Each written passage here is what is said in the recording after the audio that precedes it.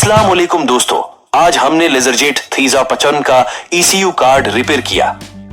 सोचा वीडियो आपके साथ शेयर की जाए ताकि दोस्तों का कुछ भला हो सके। दोस्तों, प्रिंटर की LCD कम रोशन थी और प्रिंटर कुछ भी काम नहीं कर रहा था और इंजन भी काम नहीं कर रहा था। अगर आपकी मशीन इस तरह कर रही हो तो ये 8 पिन मोसफेट चेंज कर दें, आपका प्रिंटर काम करने लगेगा।